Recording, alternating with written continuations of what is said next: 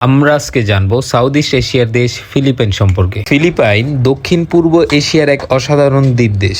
শুনে অবাক লাগবে, এখানে ৭,৬৪১টি দ্বীপ আছে। এটা প্রশান্ত মহাসাগরের ঠিক মাঝখানে। এই দেশকে বলা হয় বিচ লাভার্স প্যারাডাইস। বোরাকের সাদা বালুর সৈকত, পালোয়ানের ক্রিস্টাল ক্লিয়ার পানি, আর সিরাগাওয়ের বিশাল বিশাল ঢেউ। এই ফিলিপাইনে স্পেনরা রাজত্ব করেছিল ঠিক ৩৩০ বছর। তারপর আমেরিকা, এরপর জাপানরা শাসন করেছে। কিন্তু ১৯৪৬ সালে দেশটি পূর্ণ স্বাধীনতা পায়। এখানকার বেশিরভাগ মানুষ ক্যাথলিক, আর মুসলিম আছে প্রায় 6%। এই দেশটির রাজধানী হচ্ছে ম্যানিলা এবং এর আয়তন প্রায় ৩ লক্ষ বর্গ কিলোমিটার, যা কিনা বাংলাদেশের প্রায় দ্বিগুণ।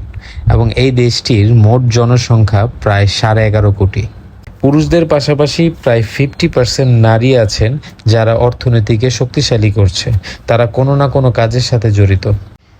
তাদের গড় মাথাপিছু আয় $৩৮০০ অ্যান্ড যেখানে বাংলাদেশের মাথাপিছু আয় $২৭০০।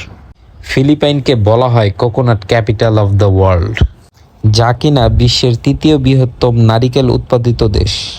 আরেকটা মজার ব্যাপার হলো, এখানকার সবচেয়ে জনপ্রিয় বাহন হচ্ছে টুকটুক বা ট্রাইসাইকেল, যা শহরের ব্যস্ত রাস্তায় ঝটপট চলার জন্য পারফেক্ট।